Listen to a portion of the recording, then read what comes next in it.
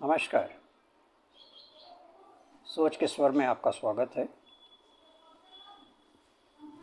आइए आज आपको आँखों देखी और कानों सुनी कुछ घटनाओं का विवरण देता हूँ। हाल ही में मुझे रेलवे के एयर कंडीशन्ड वेटिंग रूम में कुछ घंटे बिताने का मौका मिला, लेकिन स्टेशन बहुत छोटा था, आधुनिक कभी नहीं हुआ, पुराना कमरा, लेकिन उसमें एसी लगा हुआ। जी हाँ, मैं चित्रकूट की बात कर रहा हूँ। छोटा सा स्टेशन है। आप देखिए, वहाँ मेरे साथ 7-8 लोगों का एक समूह बैठा हुआ था और वो ऐसा कमरा था कि उसका दरवाज़ा भी जो है वो ठीक से बंद नहीं होता था। कोई भी आए खोले तो वो आधा खुला ही रह जाता था अगर वो उसे ठीक से बंद नहीं करता था। और ये आप जानते हैं कि हम कितने दूसरों का ध्यान रखते हैं। वो बंद करने को कोई तैयार नहीं। मैं कई बार उठता, कई बार उसको बंद करता, लेकिन फिर कुछ ही मिनट बाद कोई दूसरा उठ के चला जाता या आ जाता, तो वो वैसे ही चलता रहा। उनको इससे कोई मतलब नहीं कि कमरे की कूलिंग जो है वो अफेक्ट हो रही है या उसमें कोई असर पड़ता है या कोई पीछे बैठा है तो उसका क्या होगा। किसी को कोई इससे मतलब नहीं।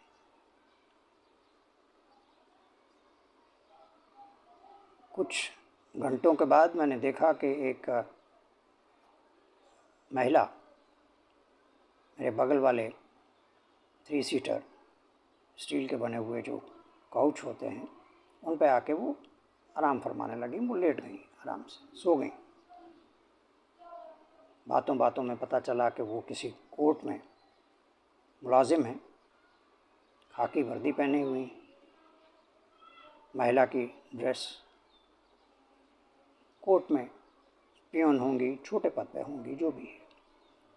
वो अपने दूसरे बाद में जो उनके जानकार या मित्र मिले तो उनसे बातें कर रही थी कि इतनी गर्मी में कौन घर जाए। तो वो अपना समय वहाँ 3-4 घंटे रोज़ वहाँ आके आराम से सोती हैं।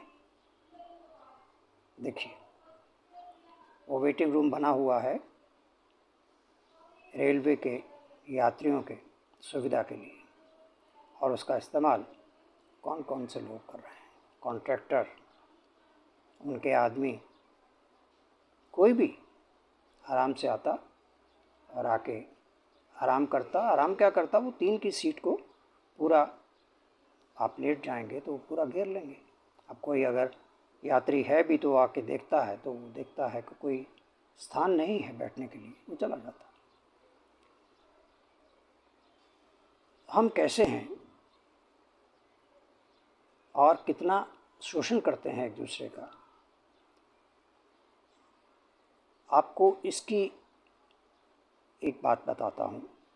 वो 7-8 लोगों का जो समूह बैठा हुआ था, ग्रुप बैठा था, थोड़ी देर बाद एक जो जिप ठीक करते हैं बैग्स की, वो लड़का, कोई सीधा सा लड़का, वो अंदर आ गया, बैठा रहा। फिर उसने पूछना शुरू किया तो उस समूह के एक सदस्य ने बोला, हाँ हाँ, मेरा ये बैकपैक है, इसका ये जिप खराब हो गया है। उसने बोला, मैं बदल देता हूँ, और इसमें ऐसे ये बदलना पड़ेगा, रनर डालेगा कुछ। कितने पैसे लोगे? 20 रुपये। अरे बाप रे, 20 रुपये! तभी एक दूसरी सीनियर महिला ने उसको वॉच किया कि हाँ हाँ, 20 रुपये तो लगते हैं। अब इन लोगों की मैं सारी हरकतें और बातें सुन रहा था।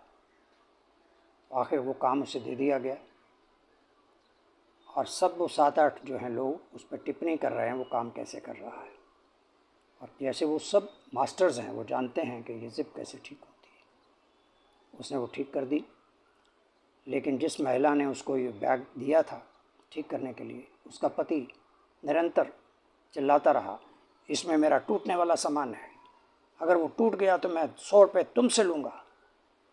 बेचारा गरीब आदमी और वैसे ही सीधा सा आदमी, वो बोला जी मैं कुछ नहीं तोड़ूंगा। उसने ठीक कर दिया। तभी जो मनुष्य इतना चिल्ला रहा था उस पर, बोला इसकी पीछे वाली जिप भी ठीक नहीं है, उसको भी ठीक करो। उसने देखा भाला, बोला जी ठीक है मैं ठीक कर देता हूँ, इसके 10 रुपये लगेंगे, तुम ऐसे ऐसे करो उसका। उसने ठीक कर दी।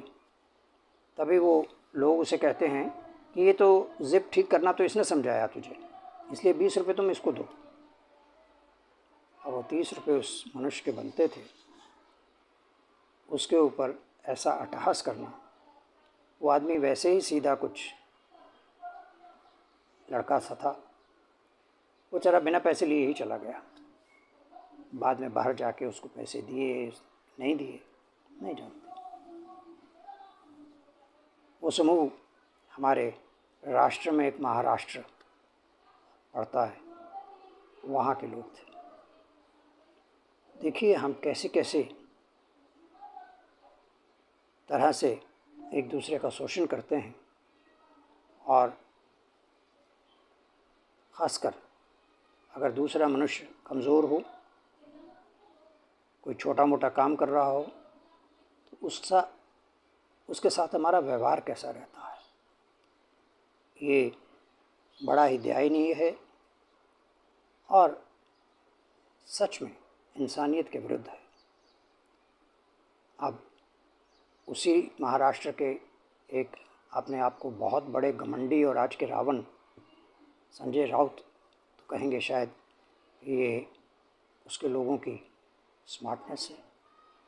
तो अब ऐसी ऐसी धारणा को भी कवर करना और लोगों को कुछ अनुचित करते हुए देखें तो उसको रोकना या समझाना, वो तो खैर हमारे नेताओं का काम ही नहीं है। वो तो उल्टा उनको समझाना पड़ता है कि आप कैसे जनता में या पब्लिक में कैसे आप बिहेव कर रहे हो। तो ऐसे ऐसे लोग हैं आज, दुरुपयोग करते हैं और धड़ल्ले से करते हैं। अब एक व्यक्ति जो प्रधानमंत्री की कुर्सी पर बैठा है वो सारे कार्य तो नहीं कर सकता, हर किसी को तो नहीं देख सकता, और उनके मंत्री भी और उनके नीचे कर्मचारी भी हर जगह तो निगाह नहीं रख सकते। हम कब सुधरेंगे, कैसे हैं हम, यही मेरा विषय है और यही प्रश्न भी। नमस्कार।